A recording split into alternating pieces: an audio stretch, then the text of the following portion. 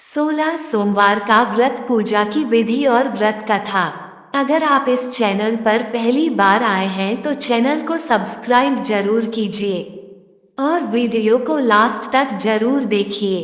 पौराणिक मान्यताओं में बताया गया है कि 16 सोमवार का व्रत रखने का आरंभ सबसे पहले मां पार्वती ने स्वयं किया था और उनकी कड़ी तपस्या और व्रत के शुभ प्रभाव की वजह से उन्हें भगवान शिव पति के रूप में प्राप्त हुए थे।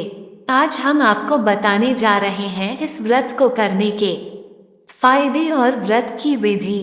16 सोमवार का व्रत दाम्पत्य जीवन की खुशहाली के लिए और मनपसंद जीवन साथी पाने के लिए किया जाता है। ऐसी मान्यता है कि 16 सोमवार के व्रत का आरंभ श्रावण मास से करें तो ये और भी फलदायी होता है।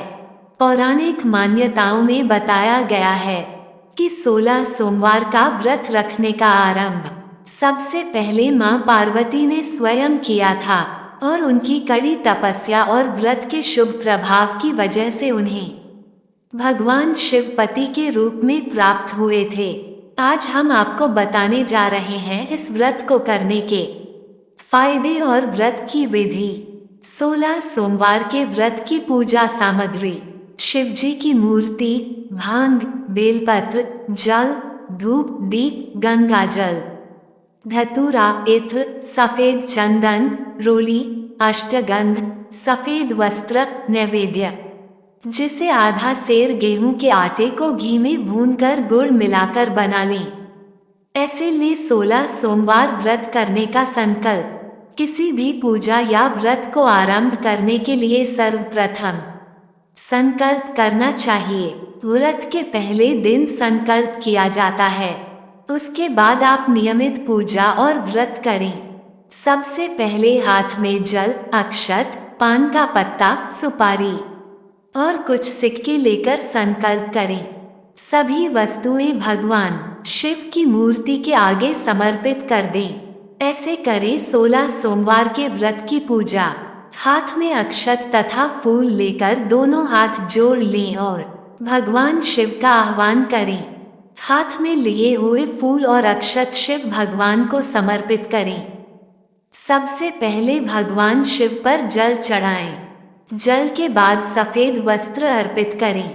सफेद चंदन से भगवान को तिलक लगाएं एवं तिलक पर अक्षत लगाएं।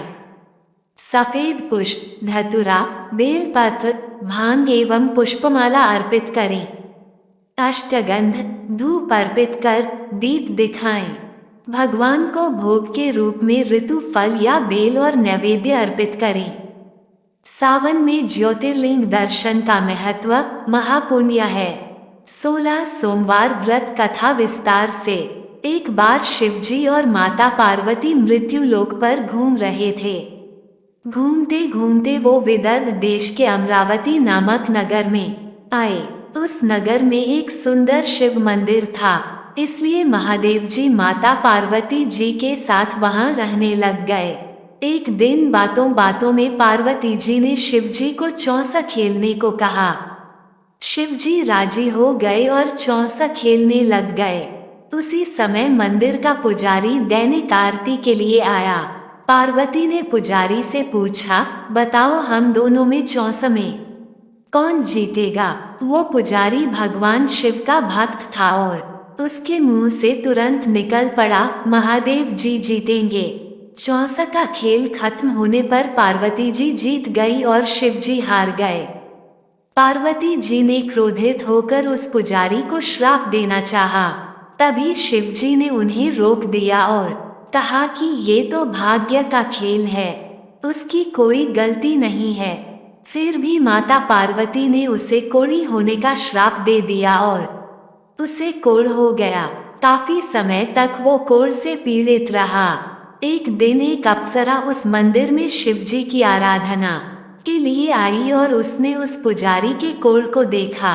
अप्सरा ने उस पुजारी को कोढ़ का कारण पूछा तो उसने सारी घटना उसे सुना दी। अप्सरा ने उस पुजारी को कहा, तुम्हें इस कोढ़ से मुक्ति पाने के लिए 16 सोमवार व्रत करना चाहिए। उस पुजारी ने व्रत करने की विधि पूछी। अप्सरा ने बताया, सोमवार के दिन नहा धोकर साफ कपड़े पहन लेना और आधा किलो आटे से पंजीरी बना देना। उस पंजीरी के 3 भाग करना। प्रदोष काल में भगवान शिव की आराधना करना। इस पंजीरी के 1/3 हिस्से को आरती में आने वाले लोगों को प्रसाद के रूप में देना। इस तरह 16 सोमवार तक यही विधि अपनाना। 17वें सोमवार को 1/4 गेहूं के आटे से चूरमा बना देना और शिव जी को अर्पित कर लोगों में बांट देना। इससे तुम्हारा कोढ़ दूर हो जाएगा।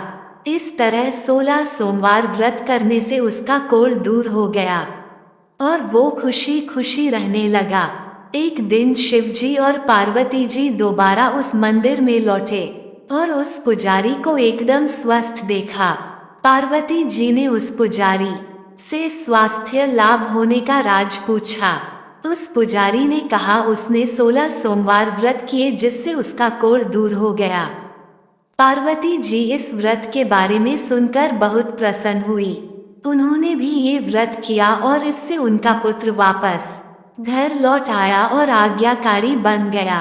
कार्तिकेय ने अपनी माता से उनके मानसिक परिवर्तन का कारण पूछा जिससे वो वापस घर लौट आए। पार्वती ने उन्हें इन सब के पीछे 16 सोमवार व्रत के बारे में बताया। कार्तिकेय ये सुनकर बहुत खुश हुए। कार्तिकेय ने अपने दूर गए ब्राह्मण मित्र से मिलने के लिए उस व्रत को किया और 16 सोमवार होने पर उनका मित्र उनसे मिलने विदेश से वापस लौट आया। उनके मित्र ने इस राज का कारण पूछा तो कार्तिकेय ने 16 सोमवार व्रत की महिमा बताई। ये सुनकर उस ब्राह्मण मित्र ने भी विवाह के लिए 16 सोमवार व्रत रखने के लिए विचार किया। एक दिन राजा अपनी पुत्री के विवाह की तैयारियां कर रहा था। कई राजकुमार राजा की पुत्री से विवाह करने के लिए आए। राजा ने एक शर्त रखी कि जिस भी व्यक्ति के गले में हथिनी वरमाला डालेगी उसके साथ ही उसकी पुत्री का विवाह होगा। वो ब्राह्मण भी वही था और भाग्य से उस हथिनी ने उस ब्राह्मण के गले में वरमाला डाल दी और शर्त के अनुसार राजा ने उस ब्राह्मण से अपनी पुत्री का विवाह करा दिया। एक दिन राजकुमारी ने ब्राह्मण से पूछा, आपने ऐसा क्या पुण्य किया जो हथिनी ने दूसरे सभी राजकुमारों को छोड़कर आपके गले में वरमाला डाली? उसने कहा, प्रिय, मैंने अपने मित्र कार्तिकेय के कहने पर 16 सोमवार व्रत किए थे। उसी के परिणाम स्वरूप तुम लक्ष्मी जैसी दुल्हन मुझे मिली। राजकुमारी यह सुनकर बहुत प्रभावित हुई और उसने भी पुत्र प्राप्ति के लिए 16 सोमवार व्रत रखा। फलस्वरूप उसके एक सुंदर पुत्र का जन्म हुआ और जब पुत्र बड़ा हुआ तो पुत्र ने पूछा, माँ, आपने ऐसा क्या किया जो आपको मेरे जैसा पुत्र मिला? उसने भी पुत्र को 16 सोमवार व्रत की महिमा बताई। ये सुनकर उसने भी राजपाट की इच्छा के लिए ये व्रत रखा। उसी समय एक राजा अपनी पुत्री के विवाह के लिए वर तलाश कर रहा था तो लोगों ने उस बालक को विवाह के लिए उचित बताया। राजा को इसकी सूचना मिलते ही उसने अपनी पुत्री का विवाह उस बालक के साथ कर दिया। कुछ सालों बाद जब राजा की मृत्यु हुई तो वो राजा बन गया। क्योंकि उस राजा के कोई पुत्र नहीं था, राजपाट मिलने के बाद भी वो सोमवार व्रत करता रहा। एक दिन 17वें सोमवार व्रत पर उसकी पत्नी को भी पूजा के लिए शिव मंदिर आने को कहा, लेकिन उसने खुद आने के बजाय दासी को भेज दिया। ब्राह्मण पुत्र के पूजा खत्म होने के बाद आकाशवाणी हुई, तुम अपनी पत्नी को अपने महल से दूर रखो वरना तुम्हारा विनाश हो जाएगा। ब्राह्मण पुत्र ये सुनकर बहुत आश्चर्यचकित हुआ। महल वापस लौटने पर उसने अपने दरबारियों को भी ये बात बताई तो दरबारियों ने कहा कि जिसकी वजह से ही उसे राजपाट मिला है वो उसी को महल से बाहर निकालेगा। लेकिन उस ब्राह्मण पुत्र ने उसे महल से बाहर निकल दिया। वो राजकुमारी भूखी प्यासी एक अनजान नगर में आई। वहां पर एक बूढ़ी औरत धागा बेचने बाजार जा रही थी। जैसे ही उसने राजकुमारी को देखा तो उसने उसकी मदद करते हुए उसके साथ व्यापार में मदद करने को कहा। राजकुमारी ने भी एक टोकरी अपने सर पर रख ली। कुछ दूरी पर चलने के बाद एक तूफान आया और वो टोकरी उड़कर चली गई। अब वो बूढ़ी औरत रोने लग गई और उसने राजकुमारी को मनहूस मानते हुए चले जाने को कहा। उसके बाद वो एक तेली के घर पहुंची। उसके वहां पहुंचते ही सारे तेल के घड़े फूट गए और तेल बहने लग गया। उस तेली ने भी उसे मनहूस मानकर उसको वहां से भगा दिया। उसके बाद वो एक सुंदर तालाब के पास पहुंची और जैसे ही पानी पीने लगी उस पानी में कीड़े चलने लगे और सारा पानी धुंधला हो गया। अपने दुर्भाग्य को कोसते हुए उसने गंदा पानी पी लिया और पेड़ के नीचे सो गई। जैसे ही वो पेड़ के नीचे सोई उस पेड़ की सारी पत्तियां झड़ गईं। अब वो जिस पेड़ के पास जाती उसकी पत्तियां गिर जाती थीं। ऐसा देखकर वहां के लोग मंदिर के पुजारी के पास गए।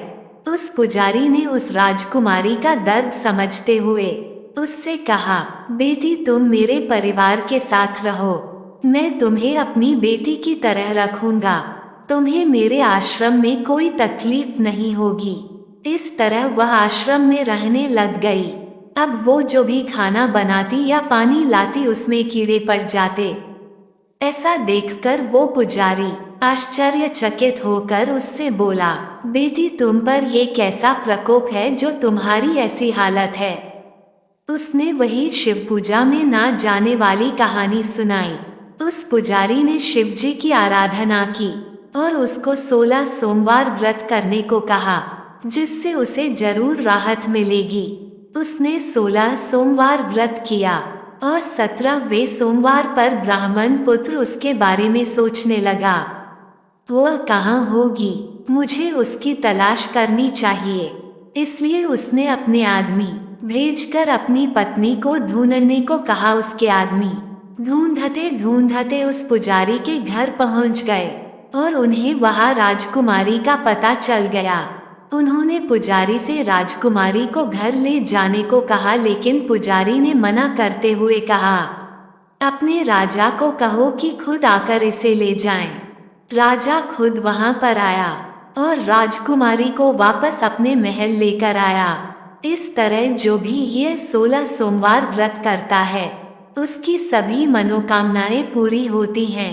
वीडियो को लाइक, कमेंट और शेयर कीजिए और डेली इसी प्रकार की शिव से जुड़ी कथा देखने सुनने के लिए हमारे YouTube चैनल को सब्सक्राइब जरूर कीजिए।